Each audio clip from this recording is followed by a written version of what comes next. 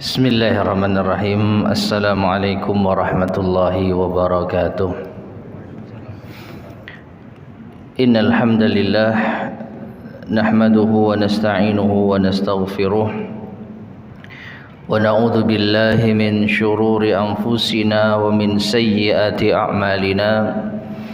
Man yahdihillahu fala mudilla lahu wa man yudlil fala hadiya lahu.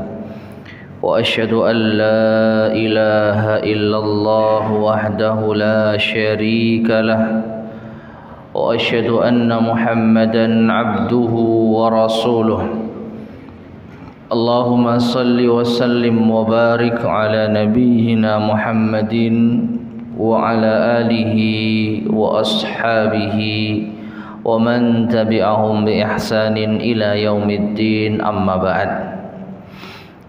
Ma'asyiral muslimin rahimani wa rahimakumullah.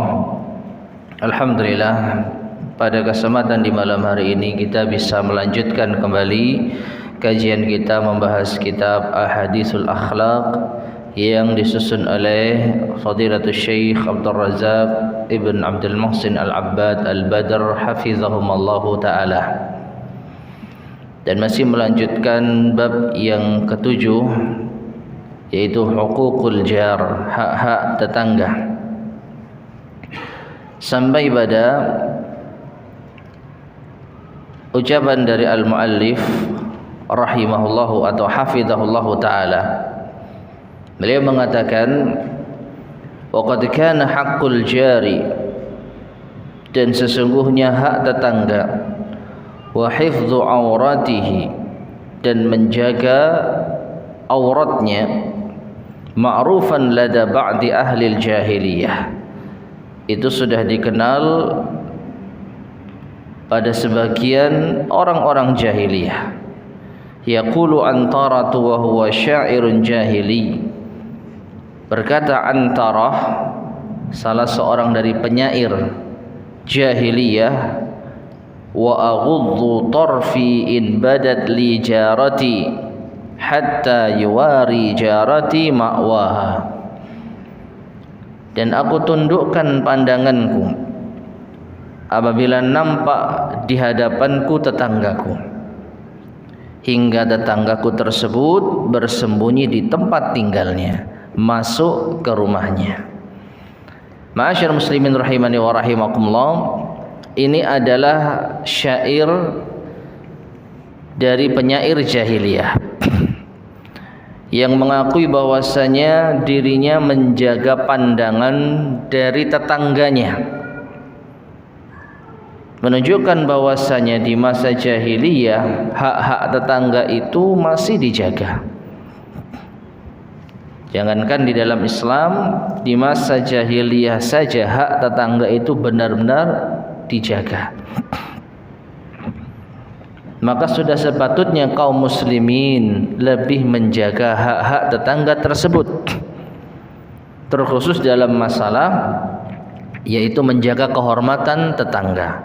Pada pembahasan kita sebelumnya terkait dengan beberapa hadis Nabi SAW yang menunjukkan bahwasanya berzina dengan istri tetangga itu lebih dahsyat dibandingkan dengan berzina dengan wanita selain tetangga 10 orang, ya, menunjukkan kehormatan tetangga itu sepatutnya lebih dijaga dibanding dengan yang lain. Maka penyair jahiliyah ini bersaksi bahwa dirinya senantiasa menjaga pandangannya terhadap tetangganya hingga tetangganya masuk ke rumahnya. Nah, kemudian Syekh mengomentari. Beliau mengatakan, wa tajidu fi ba'dhi dhi'afid din, dan engkau jumpai pada sebagian orang-orang yang lemah agamanya, man qad yakhtalisun nazara ila aurati jarihi, sebagian mereka ada yang mencuri-curi pandangan pada aurat tetangganya, mustaghillan nafidhatahu aw nahwaha, dengan apa? Melihat di sisi jendelanya atau selainnya atau semisalnya. Bahasa kita ngintip lewat jendela. Ya. Allah Subhanahu wa taala muttali'un alaihi. Dan beliau mengingatkan padahal Allah Subhanahu wa taala itu benar-benar mengawasinya dan mengetahui kondisinya. Wa in khafiya amruhu ala jari, meskipun perbuatan tersebut itu tidak diketahui oleh tetangganya. Tetangga kita enggak tahu kalau kita ngintip, tapi Allah Maha tahu. Ya. Maka dalam hal ini Syekh ingin mengingatkan kepada kita, hendaknya kita menjaga pandangan kita secara umum kepada lawan jenis, terlebih kepada tetangga kita. Ya, seorang penyair jahiliyah saja menjaga pandangannya terhadap tetangganya, maka apalagi kita sebagai seorang muslim. Dan Syekh mengingatkan sekali lagi, Allah Maha tahu. Taib. Kemudian kita beranjak pada hadis berikutnya. Wa an Abi Hurairah radhiyallahu anhu qala. Dan dari Abu Hurairah radhiyallahu anhu ia berkata, qila lin Nabi sallallahu alaihi wasallam, dikatakan kepada Nabi sallallahu alaihi wasallam, wa tasumun nahar wa taf'alu wa tasaddaq. Wahai Rasulullah, ada seorang wanita yang dia rajin sholat malam, puasa sunnah di siang hari, dan dia mengerjakan kebaikan dan bersedekah. Wa tu'zi jiranaha bilisaniha, tetapi dia mengganggu tetangganya dengan lisannya. Faqala Rasulullah sallallahu alaihi wasallam, maka Rasulullah sallallahu alaihi wasallam bersabda, la khaira fiha hiya min ahlin nar. Tidak ada kebaikan pada dirinya, dia termasuk penghuni neraka. Qalu, para sahabat bertanya lagi, wa fulanatun tusallil maktubata wa tasaddaqu bi aswarin. Ada lagi ya Rasulullah, seorang wanita yang dia sholat 5 waktu. Maknanya tidak dikenal rajin sholat malam, hanya mengerjakan yang wajib saja. Dan dia bersedekah tapi hanya sedikit. Bi aswar, yaitu dengan sepotong keju. Wala tu'zi ahadan, tetapi dia tidak pernah mengganggu seorang pun. Faqala Rasulullah sallallahu alaihi wasallam, maka Rasulullah sallallahu alaihi wasallam bersabda, hiya min ahlil jannah, dia termasuk.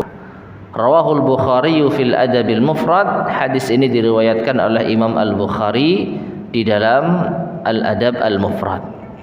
Taib, ma'asyar muslimin rahimani wa rahimakumullah, sebelum kita masuk pada penjelasan dari al-muallif hafizahullah, maka secara garis besar hadis ini menjelaskan secara gamblang akibat dari mengganggu tetangga itu sungguh sangat besar, termasuk penghuni neraka. Meskipun dia mengerjakan amalan-amalan yang sunnah, meskipun dia mengerjakan amalan-amalan yang berpahala besar, sholat malam, puasa sunnah, rajin sedekah, ini semua seakan-akan tidak ada apa-apanya dibandingkan dengan kemaksiatan yang dilakukan. Seakan-akan ini tidak ada nilainya dibandingkan dengan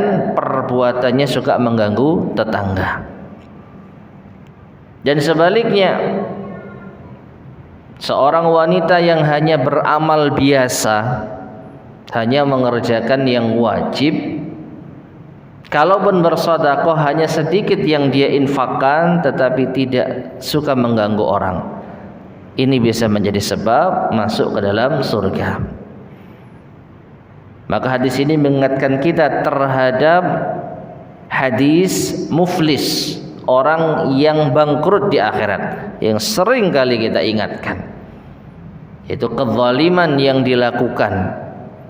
Ini bisa mengakibatkan gugur atau pahala-pahala yang telah kita kumpulkan itu diambil oleh orang yang kita zalimi. Kita yang mengumpulkan pahala, kita yang beramal soleh, tapi pahalanya dinikmati oleh orang lain gara-gara kezaliman kita. Nah, di sini yang menjadi titik berat adalah tetangga. Bukan berarti mengganggu selain tetangga itu boleh, ringan, tidak. Tetap yang namanya kezaliman itu zulumat. Ya, az-zulmu zulumatun yaumal qiyamah. Kezaliman sekecil apapun itu akan menjadikan pada hari kiamat. Karena apa? Akan kita pertanggungjawabkan di akhirat. Sekecil apapun maka ada pembalasannya di akhirat. Bahkan dalam hadis Nabi SAW yang lain, sampai pun hewan kambing yang bertanduk akan dihisab dan diqisas di hari kiamat ketika dia menyakiti kambing yang tidak bertanduk. Itu hewan yang tidak berakal, apalagi manusia. Jadi mengganggu orang lain ada perhitungannya di akhirat. Terlebih tetangga, karena haknya lebih besar dibandingkan dengan manusia secara umum. Nah, kita baca penjelasan dari al-muallif hafizahullah taala. Fa hadhil mar'atu taqumul laila wa tasumun nahar. Maka wanita yang pertama, dia salat malam, dia puasa di siang harinya, yaitu puasa sunnah, walaha a'malun salihatun, dan dia beramal saleh, wa tuksiru minas sadaqat, dan dia banyak bersedekah, illa annaha tu'zi jiranaha bilisaniha, hanya saja dia suka mengganggu tetangganya dengan lisannya. Perhatikan, di sini saya menjelaskan dengan lisan, ya, hanya dengan lisan. Kita mengatakan hanya ini karena apa? Karena ada lagi bentuk gangguan yang lebih dahsyat daripada lisan. Apa? Perbuatan. Kalau lisan itu ya contohnya apa? Sabban lahum masalan waqtiyaban, mencela atau menghibah. Ini apa? Mengganggu dengan lisan. Dalam hadis ini tidak disebutkan apakah tetangga ini juga mengganggu dengan perbuatan, ya, dengan lisan. Wa nahwa dzalika min anwa'i adzal lisan, dan yang lainnya berupa gangguan-gangguan lisan. Faqala an-nabiy sallallahu alaihi wasallam, maka Nabi sallallahu alaihi wasallam bersabda, la khaira fiha, tidak ada kebaikan padanya. Hiya min ahlin nar, dia termasuk penghuni neraka. Fahada wa'idun syadidun, maka ini adalah ancaman yang keras. Liman kana bihadzal wasfi, bagi orang yang memiliki sifat semacam ini. Yu'dzi jiranahu bilisanihi, yaitu mengganggu tetangganya dengan lisannya. Wa idza ijtama'a ma'a adhiyatihi lahum bilisanihi adhiyatuhu lahum biyadihi, dan apabila terkumpul bersama dengan gangguan lisannya, dengan gangguan tangannya, perbuatannya, fahada su'un ala su', maka ini keburukan di atas keburukan, wa syarrun ala syarr, dan kejelekan di atas kejelekan. Ma'asyiral muslimin rahimani wa rahimakumullah, kalau hanya dengan gangguan lisan saja Nabi sallallahu alaihi wasallam katakan la khaira fiha, tidak ada kebaikan padanya. Lantas bagaimana kalau bukan hanya mengganggu dengan lisan? Perbuatannya tidak menyenangkan, lisannya juga keji, ya. Maka kira-kira bagaimana kondisinya? Bagaimana balasan yang akan dihadapinya? Ya.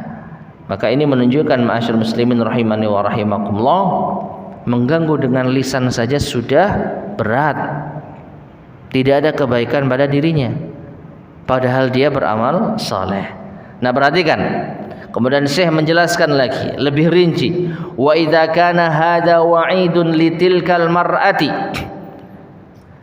dan apabila ancaman semacam ini bagi wanita tersebut, ma'ama indaha min amalin saleh, padahal wanita tersebut memiliki amal saleh, walam tu'dhi jiranaha illa bilisaniha, dan dia tidak mengganggu tetangganya kecuali dengan lisan. Fa kaifa, lalu bagaimana biman qallat a'maluhu salihah, bagi wanita yang sedikit amal solehnya, ya. Falam yakun min ahli qiyamil lail, wanita yang tidak rajin salat malam, wala siyami nahar, tidak juga rajin puasa sunnah. Wa ma'adzalika yu'zi jiranahu bilisanihi wa a'malihi, tapi dia mengganggu tetangganya dengan lisan dan perbuatannya. Tidak bisa kita bayangkan betapa beratnya tanggung jawabnya nanti di hari kiamat. Ya, jadi Nabi SAW menyebutkan dosa yang paling minim terhadap tetangga ini bisa menjadikan amal solehnya nampak sia-sia. Lalu bagaimana kalau ternyata gangguannya bukan hanya lisan tapi dengan perbuatan, dan ternyata orang ini juga tidak punya amal soleh, maka tentu kebangkrutan yang akan dia hadapi. Persis seperti hadis yang tadi kita isyaratkan. Orang yang bangkrut di dalam Islam itu orang yang banyak beramal saleh dan mendapatkan pahala. Perhatikan, kalau beramal saleh tapi tidak mendapatkan pahala, ya tentu sia-sia sama sekali. Ya. Tapi kalau orang itu beramal saleh dan mendapatkan pahala, maka ada yang bahasa Jawanya dijagakno bahasa kita. Ada yang diharapkan dari amal soleh ini, namun ternyata keburukannya itu lebih dominan, suka mengganggu orang, suka mencela orang. Bahkan dalam hadis tentang muflis tadi, apa? Wa daraba hadza, memukul orang, wa akhadha mala hadza, mengambil harta orang, ya, bahkan mungkin menumpahkan darah orang lain. Intinya kezaliman yang berat. Maka apa? Kebaikan-kebaikannya itu akan diambil dan akan dilimpahkan kepada orang yang terzalimi. Dalam hal ini kalau kita membahas tentang tetangga yang terzalimi itu akan mendapatkan apa? Pahala tanpa beramal.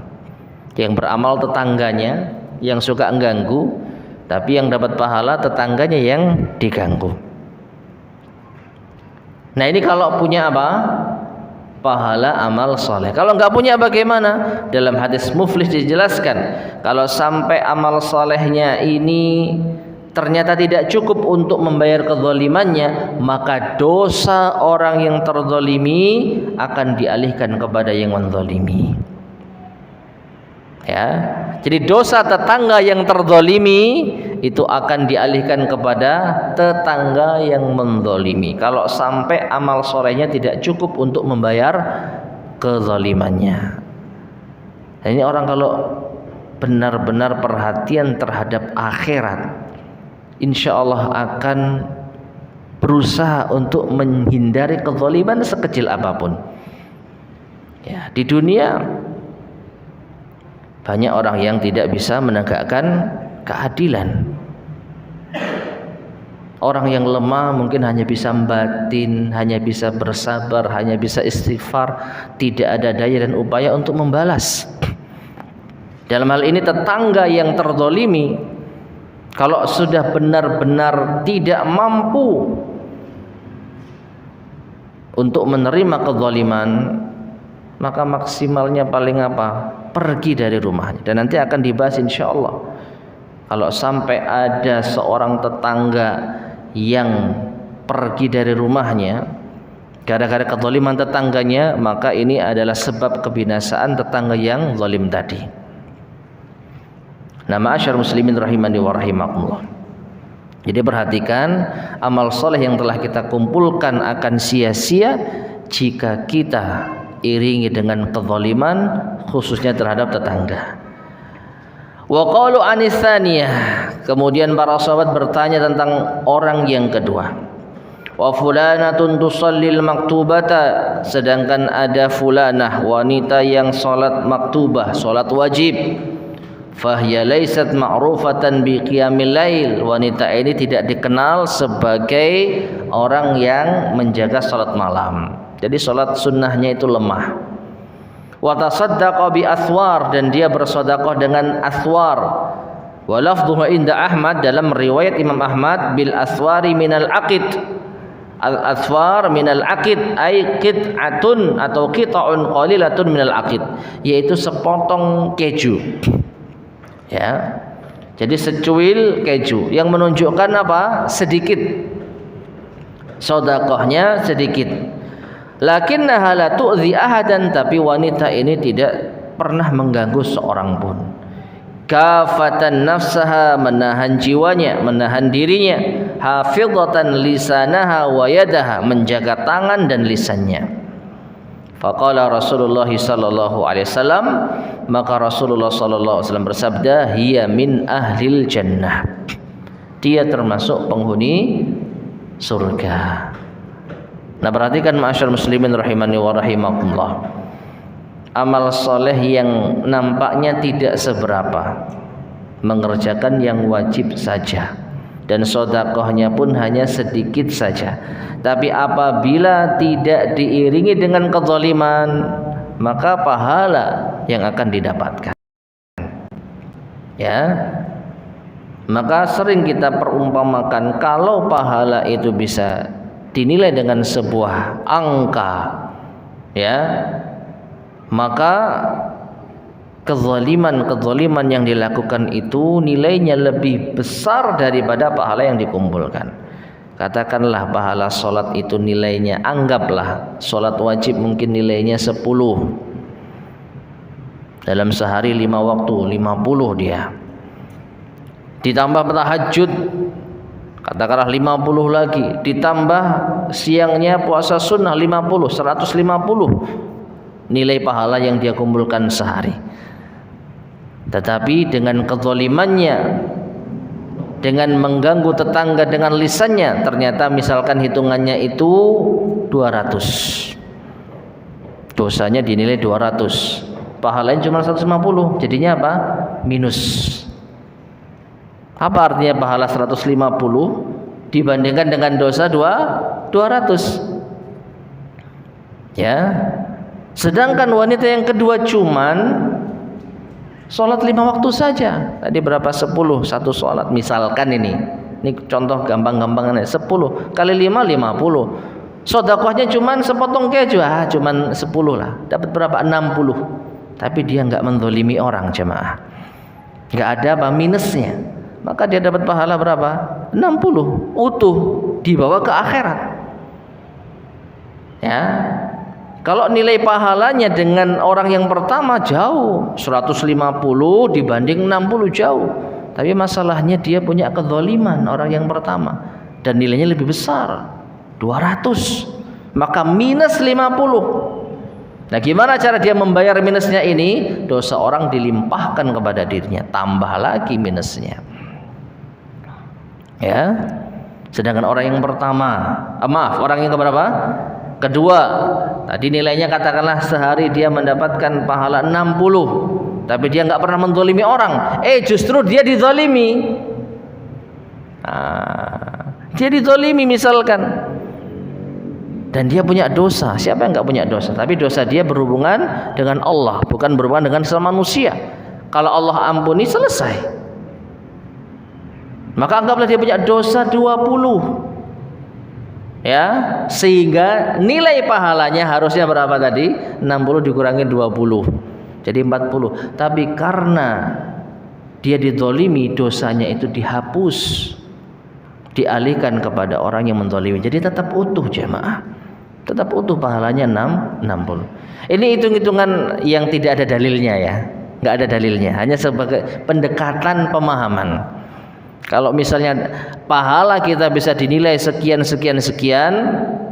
kebajikan kita bisa dinilai sekian, maka orang yang bangkrut apabila keburukannya itu lebih besar daripada kezalimannya. Dan di antara keburukan yang nilainya besar itu mengganggu siapa? Tetangga. Nah ini perhatikan, bayangkan sehari semalam kita sudah beribadah kepada Allah, gara-gara mengganggu tetangga itu nilainya masih minus. Bisa dibayangkan mengganggu tetangga itu besar sekali dosanya di sisi Allah Subhanahu wa taala. Ya. 6. Kemudian saya menjelaskan wa hadza fihi 'idhamu thawabi man sana lisanahu wa kaffa yadahu. Maka ini menunjukkan besarnya pahala bagi orang yang menjaga lisan dan tangannya. Wa qad dhamina an-nabiy sallallahu alaihi wasallam liman kana bihadhihi sifati dukhulal jannah. Dan sungguh Nabi sallallahu alaihi wasallam telah menjamin siapa yang memiliki sifat semacam ini, menjaga tangan dan lisannya dari mengganggu orang, dijamin masuk surga. Fa an Ubadah bin Samit radhiyallahu anhu 'anil Nabi sallallahu alaihi wasallam annahu qala, dan dari Ubadah bin As-Samit radhiyallahu anhu dari Nabi sallallahu alaihi wasallam, beliau bersabda, idmanu li sittan min anfusikum atman lakumul jannah. Perhatikan ya, hendaknya kalian menjamin untukku 6 perkara pada diri kalian, maka aku jamin kalian surga. Berikanlah jaminan kepadaku 6 perkara dalam diri kalian, niscaya aku jamin bagi kalian surga. Ya, surga. Maka yang pertama, usduqu idza haddatstum. Jujurlah ketika kalian bicara. Yang kedua, wa aufu idza wa'adtum. Penuhilah janji kalian. Ya, tunaikanlah janji kalian. Wa addu idza tumintum. Dan tunaikanlah amanah kalian. Kalau kalian diberi amanah, tunaikan. Wahfadhu furujakum, yang keempat, dan jagalah farji kalian. Jaga kemaluan kalian, jaga kehormatan kalian. Yang kelima, wa ghuddu absarakum, tundukkan pandangan kalian. Dan yang keenam, wa kuffu aydiyakum, tahanlah tangan-tangan kalian. Dari apa? Menzalimi orang. 6 hal yang apabila kita menjamin 6 perkara ini benar-benar kita tunaikan, maka Rasulullah SAW akan menjamin surga. Ya, berbicara yang jujur, kemudian menunaikan janji, menunaikan amanah, menjaga kemaluan, menjaga pandangan, dan menahan tangan. Wal jaru min babin aula, dan tetangga itu lebih benar-benar dijaga untuk tidak diganggu. Baik, ma'asyar muslimin rahimani wa rahimakumullah. Apa yang disampaikan oleh Nabi sallallahu alaihi wasallam ini tentu saja harus didasari dengan keimanan. Artinya 6 hal yang dijaga ini kalau tidak dilandasi dengan iman, percuma. Karena Nabi SAW bersabda, lan tadkhulul jannata hatta tu'minu. Kalian tidak akan masuk surga hingga kalian beriman. Maka iman adalah pondasi utama. Dan kalau kita bicara keimanan,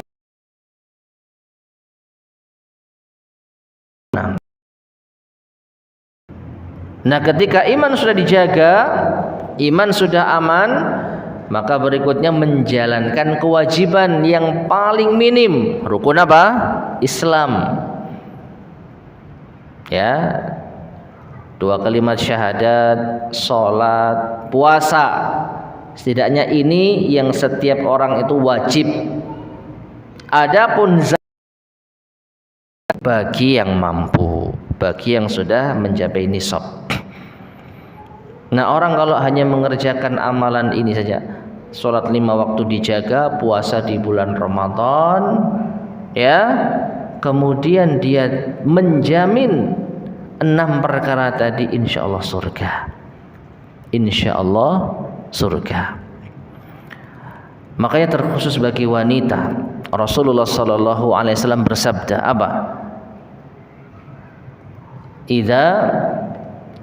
Nabi SAW mengatakan, ada ingat hadisnya? Jika wanita itu idza shallatil mar'atu khamsaha, apabila wanita itu salat 5 waktunya, wa shamat syahraha, dan berpuasa di bulan Ramadannya, wa hafizat farjaha, menjaga kemaluannya, wa ata'at zaujaha, dan mentaati suaminya. Perhatikan ya, ini kewajiban dasar. Mentaati suami tandanya dia tidak zalim pada suami. Maka apa? Kata Nabi SAW, kilalaha, dikatakan kepadanya, udkhulil jannata min ayyi abwabiha syi'ti, masuklah kamu ke surga lewat pintu mana saja yang engkau kehendaki. Betapa persisnya dengan hadis ini, betapa persisnya dengan apa yang kita sampaikan. Rukun Islamnya terjaga, ya, iman tentu ini syarat mutlak. Amal solehnya dijaga, setidaknya sholat 5 waktu, kemudian puasa di bulan Ramadan, menjaga kehormatan dan kemaluannya, dan tidak zalim pada seorang pun, terutama pada suaminya. Tidak menyakiti hati suami dengan lisan, tidak menyakiti suami dengan perbuatan. Seperti Nabi SAW mengatakan, ya, waqufu aidiakum, tahan lisan kalian, tahan tangan kalian, maka dijamin surga. Bahkan di dalam hadis tersebut dikatakan kepada wanita ini masuk surga lewat pintu mana saja yang kalian kehendaki. Nah, seperti itu ma'asyar muslimin rahimani wa rahimakumullah. Dan kalau kita perhatikan di dalam hadis ini yang disebutkan secara spesifik itu jenis wanita. Berarti laki-laki nggak perlu khawatir gitu. Oh, kan iku wedok sih, gitu ya. Ya, wanita yang rajin sholat malam, rajin puasa sunnah, rajin sedekah, tapi suka nganggo tetangga, masuk neraka, penghuni neraka, kan bukan laki-laki. Ya, maka tidak demikian ma'asyar muslimin rahimani wa rahimakumullah.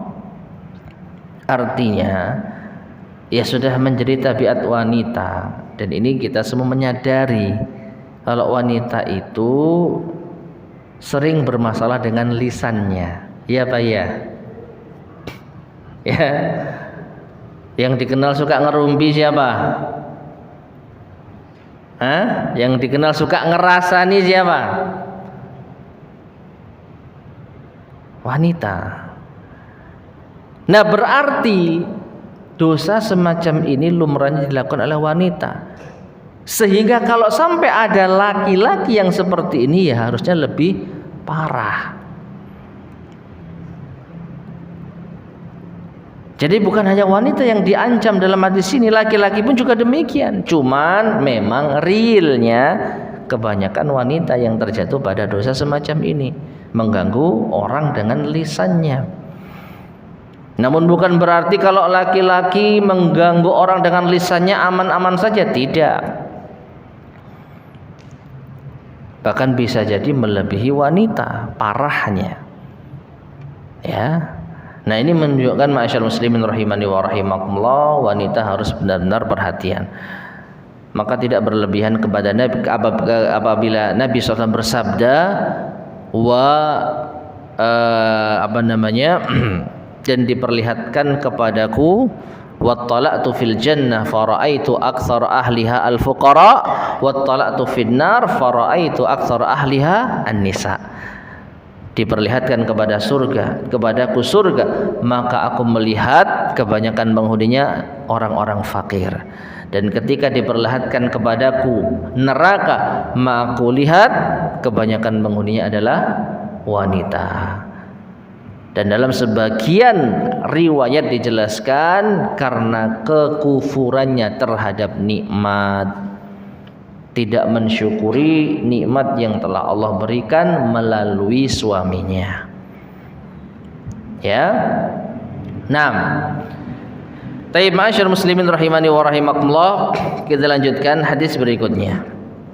Wa an Abi Musa radhiyallahu anhu qala, dan dari Abu Musa radhiyallahu anhu ia berkata, haddatsana Rasulullah sallallahu alaihi wasallam, telah mengabarkan kepada kami Rasulullah sallallahu alaihi wasallam, inna baina yaday saati laharjan, sesungguhnya di antara tanda hari kiamat, dekatnya hari kiamat adalah harj, ya, adanya harj. Qala qultu ya Rasulullah, Abu Musa berkata, aku bertanya, ya Rasulullah, mal harj, apakah al harj itu? Qala, beliau bersabda, al-qatlu, pembunuhan. Faqala ba'dul muslimin, maka sebagian sahabat bertanya, ya Rasulullah, inna naqtulul an fil amil wahid minal musyrikina kada wa kada. Jadi para sahabat khawatir, apakah ini yang dimaksudkan? Apakah zaman ini telah mereka alami? Yaitu apa? Wahai Rasulullah, dalam 1 tahun ini saja kita telah membunuh kaum musyrikin sebanyak ini dan itu. Apakah berarti ini sudah datang tanda-tandanya banyaknya pembunuhan sebagai tanda akhir zaman?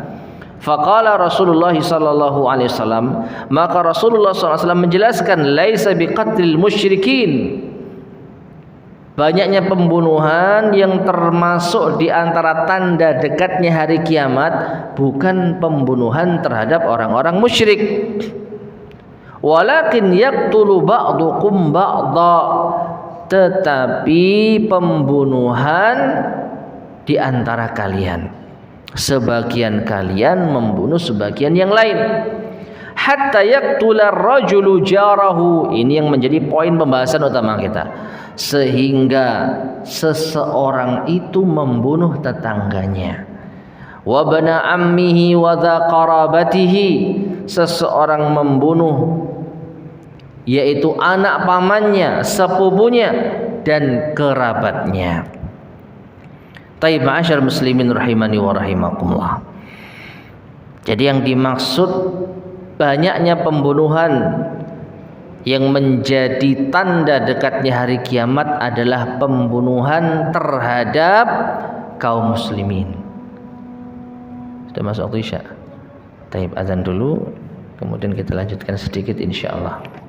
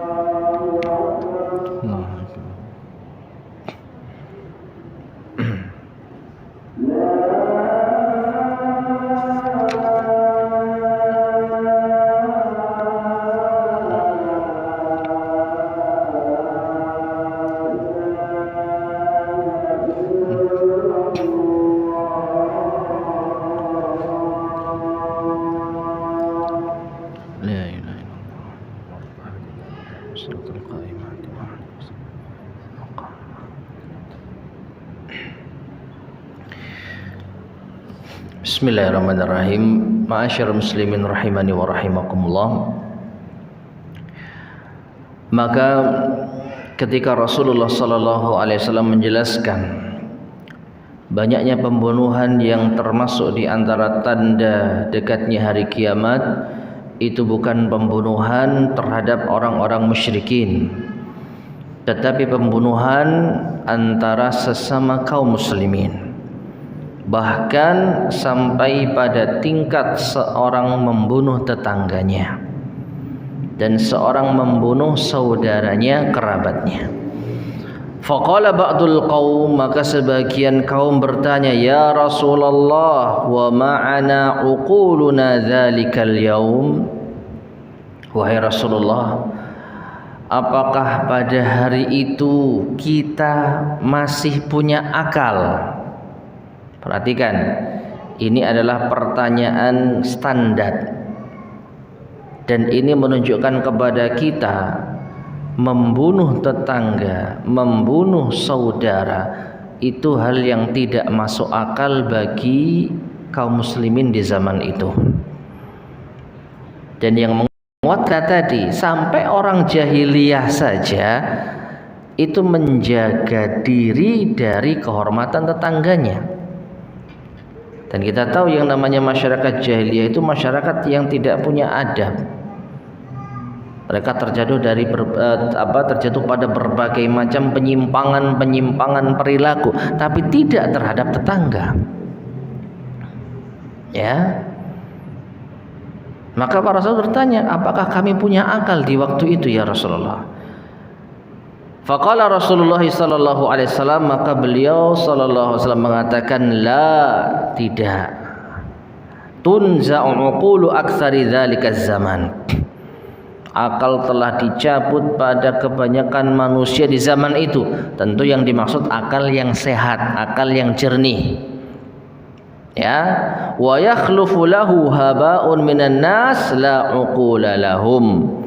Dan yang akan menggantikan generasi-generasi yang berakal sehat adalah butiran-butiran debu dari manusia yang mereka tidak memiliki akal.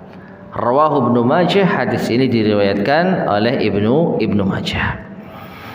Tapi ma'asyar muslimin rahimani wa rahimakumullah, maka hadis ini menjelaskan sekali lagi tentang kehormatan seorang tetangga yang besar di dalam Islam, yang harus dijaga. Pembunuhan tidak dibenarkan terhadap orang yang tidak memiliki kesalahan. Ya, bahkan terhadap orang kafir sekalipun tidak boleh kita membunuh mereka kecuali dalam kondisi peperangan. Dan ini dibahas dalam kitab-kitab fikih oleh para ulama kita dalam fikih jihad. Nah, apalagi membunuh seorang muslim, apalagi tetangganya sendiri, apalagi saudaranya sendiri, maka hal ini tidak masuk akal menurut para sahabat. Makanya mereka bertanya, apakah di hari tersebut kita ini masih punya akal ya Rasulullah? Ternyata Nabi SAW mengatakan tidak. Ya, menunjukkan akal sehat di zaman-zaman ini telah dicabut oleh Allah Subhanahu wa taala. Hanya sebagian orang yang masih Allah berikan hidayah, keimanan yang bisa menjaga kejernihan akal mereka. Sekaligus ini menegaskan bahwa di antara tujuan Allah Subhanahu wa taala menurunkan agama Islam demi menjaga akal sehat. Jadi Islam itu menjaga darah, menjaga harta, menjaga agama dari berbagai macam penyimpangan, termasuk menjaga akal.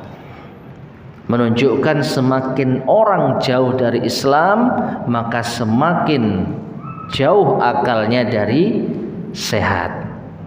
Ya, semakin sakit akalnya. Nah, maka dari itu ma'asyar muslimin rahimani wa rahimakumullah, kita mempelajari adab-adab, demikian pula akhlak-akhlak yang diajarkan oleh Rasulullah SAW, termasuk di antara penjagaan kita terhadap akal, agar kita tetap waras, ya, agar kita tetap waras, dalam artian akal kita tidak berpenyakit dan tidak rusak. Wallahu taala alam shawab. Taib, insyaallah akan kita lanjutkan pada kesempatan berikutnya sedikit keterangan tentang hadis ini biidznillah subhanahu wa taala. Wallahu taala alam shawab. Nah, sebelum kita akhiri barangkali ada yang disampaikan. Fadhal, silakan.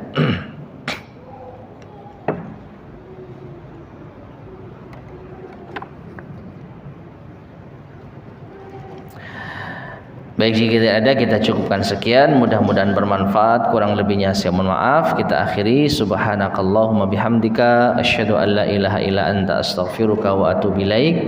Walhamdulillahirabbil alamin. Wassalamualaikum warahmatullahi wabarakatuh. Oh, ada pertanyaan? Baik, silakan.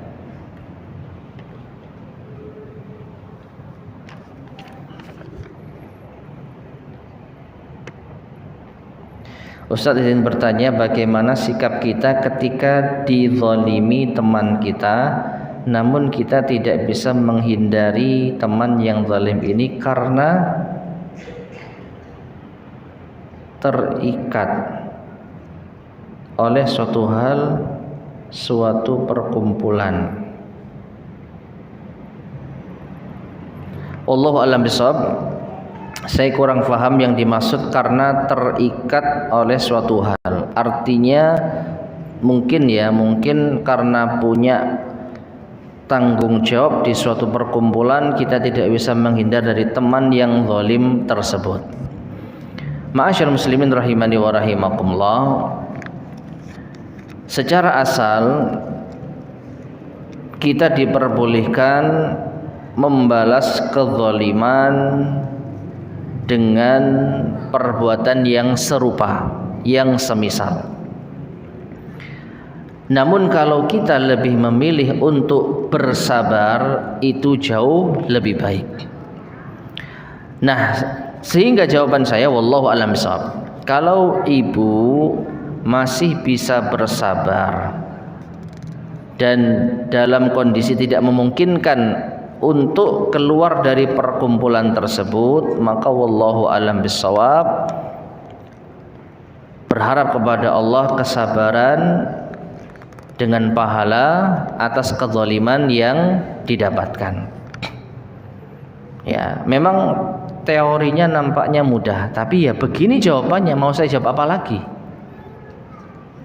Balas. Khawatir kalau sudah balas ini jamaah sekalian kelewat batas.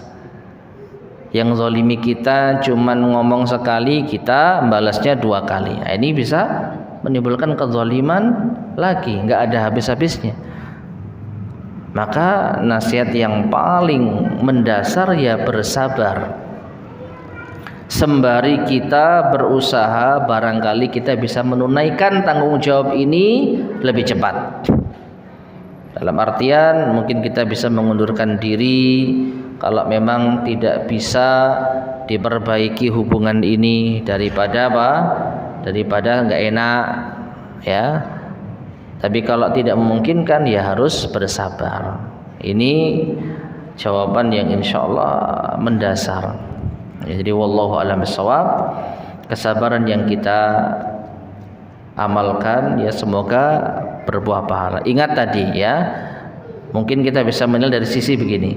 Kalau kita dizalimi dan kita bersabar, maka kita tidak perlu beramal untuk dapat pahala. Itu aja gambarannya.